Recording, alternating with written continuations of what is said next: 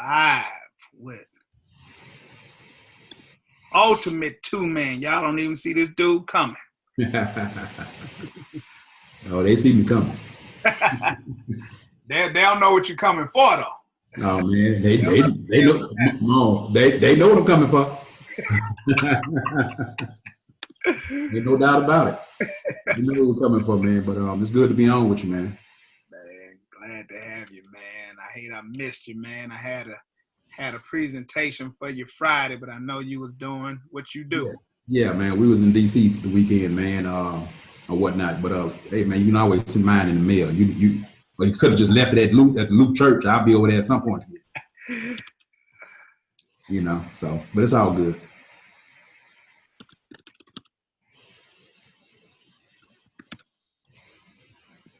Man, I did the Al Rucker show last week with Seven, man. Yeah, Seven got a little flat top now. You like Kid and Play. Yeah.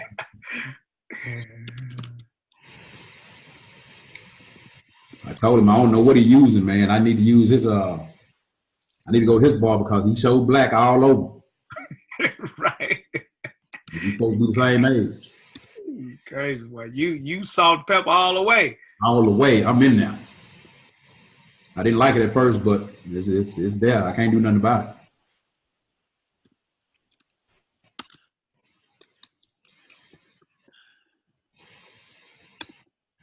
All right, man. We live. I'm still wait for a second. I'm getting ready to share this on a couple of platforms, and then we'll get started.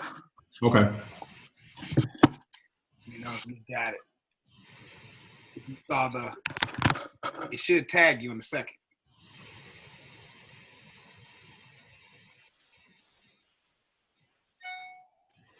Okay.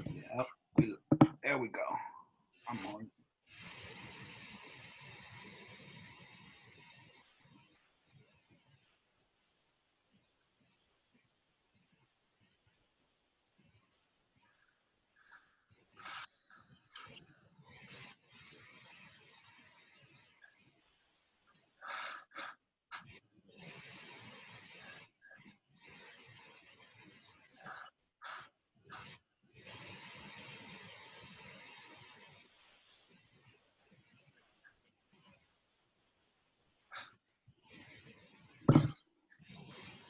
All right. Did you see it? Oh, you know what? My thing is your phone or let me use my on your phone. page, though. We on your page. So Okay. I go to my page on my phone. You share it from there.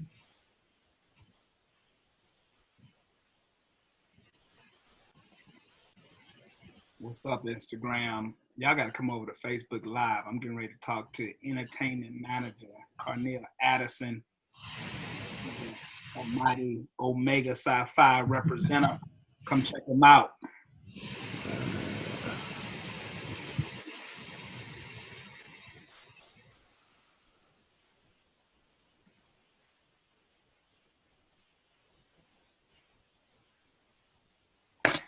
Be right back.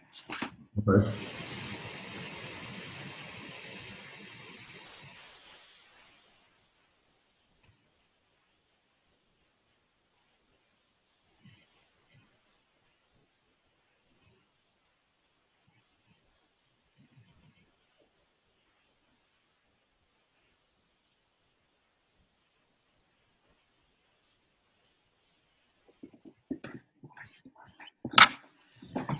All right, Mika Booker, what's up? Sean Willis, hey, how are y'all doing today? Y'all in for a treat, y'all. Y'all about to meet this guy's funny. He is hilarious. He manages comedians, but he might need to be on stage himself. This guy's hilarious. Mr. Kennedy Andrews. Hey, so Terrell Gibson, my dude. T. Gibb. What's up, man?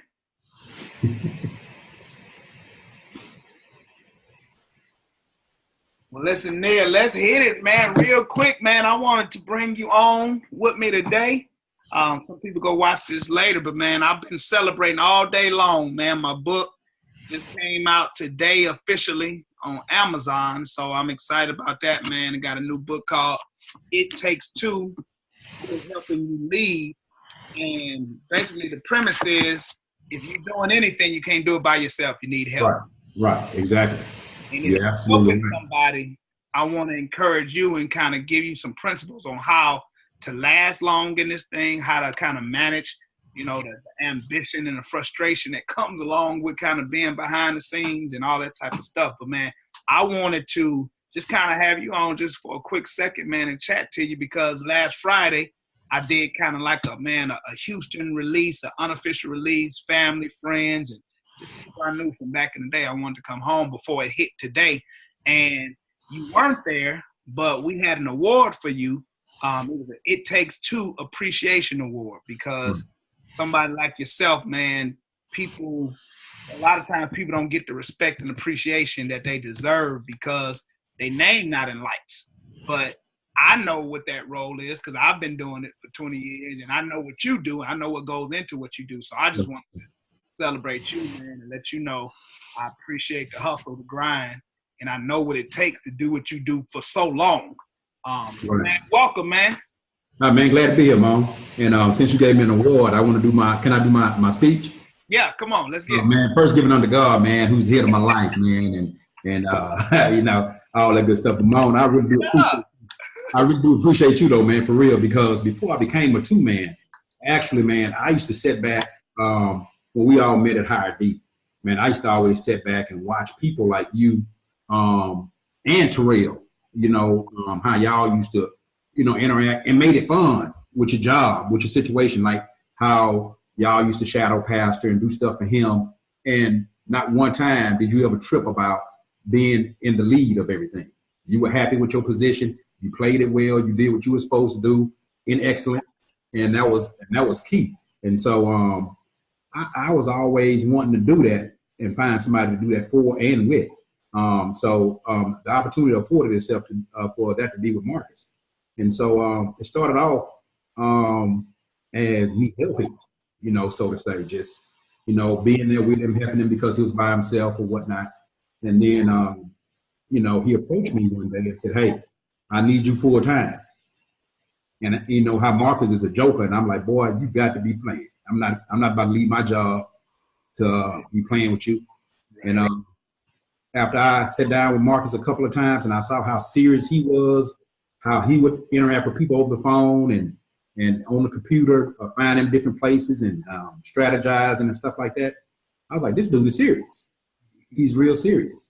And so we actually, it was everything we did was grassroots. You know, we learned together. We was lifting as we climbed. We were just throwing bait out there and people just so happened to bite. And when it got to the point to where I could do it and let him concentrate on writing jokes, it became real serious then because you know, we were producing we were introducing a good product to a church that was never seen before. And Marcus delivered and I made it happen, set the meetings up, set the contracts up and stuff like that. And I just stayed behind the scenes and, you know, maneuvered, made sure that everything was right in place for him when we arrived and, you know, things of that nature. So, and it was amazing, Ramone, like we used to go places, we used to be in the green room with other comedians.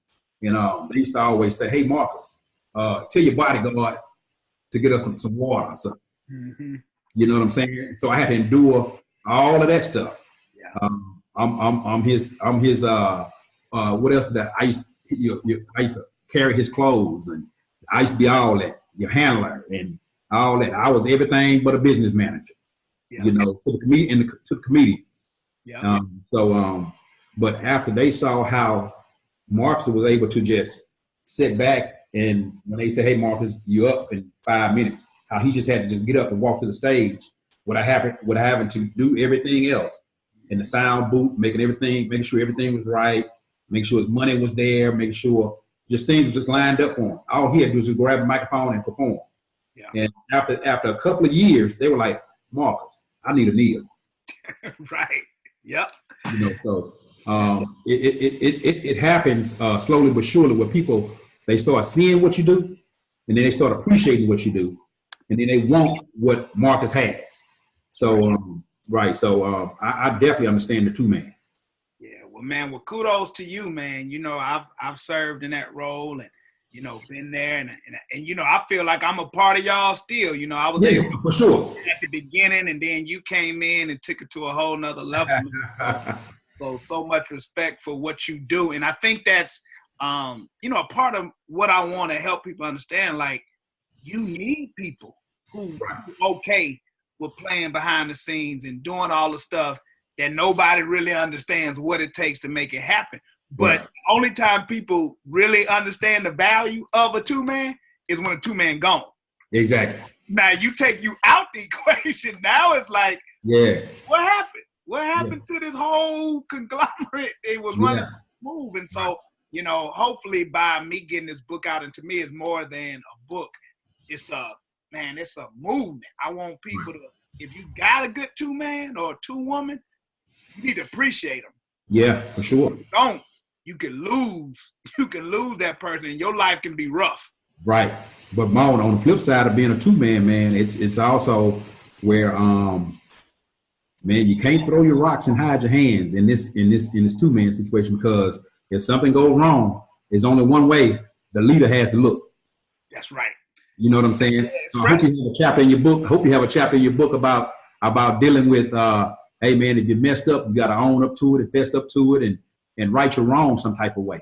And you know what I'm saying? And my thing to other people is, man, but you can't come into this being afraid to make mistakes, because nobody's perfect. And so just make sure that you don't make that mistake over and over and over and over again. And you know, everything will be good. But sometimes when you're being a two-man, things are not gonna go your way all the time. You're not gonna see eye to eye with the person that you're working with. You're gonna run into some difficult times, but at the same time, you know, you can smooth those things out with conversation. You know, I hope you have a chapter. Tell me this. One of my chapters, I talk about the qualities of a two, and I make this comparison to we're like horses. So let's say if Marcus Wiley, he's the number one. He's a lion. He the king of the jungle per se. Right. But you need a horse. You need somebody who can carry you, who got strength enough to carry you through some weak moments. You need a horse who is humble enough to say, I could be doing something else, but I choose to help you or support you. So speak a little bit about, and you kind of mentioned it, but I want to bring it to my point of humility. People saying, oh, that's just the dude who get the water, or that's just the dude with the bag, or that's the body man, or that's whatever. God, how have you been able to stay humble? And there's a spiritual connotation to that as well, because I feel like Jesus did that. I feel like he humbled himself and then he was exalted later. But how have you been able to kind of keep that humility factor when everybody kind of didn't know who you were, what you was doing, making jokes and all that type of stuff? Well, the way that I got through it, Ramone, was number one, you know, going into it, you got to have confidence in yourself. You got to know your worth and know what you are about, and know that no matter what other people say, you know, you still have a job to do. You need to accomplish your task at hand and do it well. And regardless of what people gonna say something, man, if you're doing well, if you're not doing well, people gonna always have something to say. And I learned afterwards that they're saying that because they want what somebody else has. They want a two-man, right? A two-man, because, you know, as I was listening to you and Nikki Woods earlier, man, it's okay to start doing stuff, man, but it's impossible to do it all by yourself. Yeah. It's impossible. And, you know, because you're gonna run yourself weary trying to do everything on your own. And so I love what I do. That's number one. And I even had this conversation with Marcus before, man. I love what I do so much that if I didn't have a family, man, and I would do this almost for free, because I love what I do. I love the connections. I love all of the moves that he makes. He's a positive thinker. He's a forward thinker. Great family man. The whole 9 yards. And I always tell people too, when you are a two-man, if you have somebody that's a giver, such as Marcus D. Wiley, man, you're in a good situation. This dude he's the ultimate giver. He'll give you a shirt off his back. Yep. Not only to me, I've actually seen Marcus give shoes to a total stranger off his feet at church. Wow. I've seen it. So when you find somebody like that, man, you know that at the end of the day, if you come to a bump in the road or something, that this dude, he will truly have your back at the end. So I'm just saying this to say that a two-man is looked at as somebody that can assist when you can't assist. Well, when you tied up and you have other things going on, he's there to take care of the brunt of the business, of the bulk of the business for you. Yeah. Neil, man, listen, you do it well, man. You are the quintessential two-man, but like I know you personally. Right. So I respect you as a man. I know there can be a million other things that you could do, but you doing what you do well. You doing what you do best, and you excelling.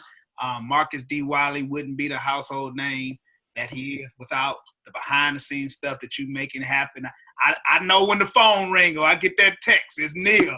I know something got to move and get shaken around, so I already know. I'm glad you know, Mo. And hey, man, I like those quick assists that you throw for me too. Hey, man, no, it's teamwork, man. Everybody wins. So listen, I got your friend coming up next, Dr. Timothy Sloan, the Luke and Humble. Okay. He's about to join us in a minute. But I know you are Omega man. I know you are a sports man. So I'm gonna throw something different to you. Tell me some great two men in the history of sports, and we're gonna end it right there. Y'all, if y'all watching, my book is on Amazon.com today. Go get it. 99 cents today only. You can download it today. The ebook is there, so go get it. Man, this is Neil Addison. He is the business manager for Marcus D. Wiley. Go to MarcusDWiley.com. MarcusDWiley.com. Yes, sir. MarcusWiley.com. MarcusDWiley.com. I'll stay representing. There you go. That's a good two-man now. That's a good two-man. All right, Neil, so take us out. Great two-man. Hey, man, my all-time two-man, I'm going to have to go back. Man, I'm going to go back 94, 95 Rockets. I'm a Houston everything, man. I'm all Houston everything. Astros, Rockets, Texans, whatever the little soccer team name we have up here, the Dynamo, got them, Steelers, all of them, man. So I'm going to go Kenny Smith. Kenny Smith is an all-time two-man for me. Him, Sam Cassell, they carried the team. 94, 95, man, bought us some rings in here. I know Akeem is the dream of Houston. You can't do it without Akeem, but the two-man is what we're talking about. That's right. Kenny Smith, Sam Cassell, man, I consider both of those as my favorite all-time two men in H-Town. So I'm going to leave it right there. So, yeah. All right, man. Well, Neil, listen, man, like I said, today is just about, man, I'm celebrating and I'm talking to people I respect.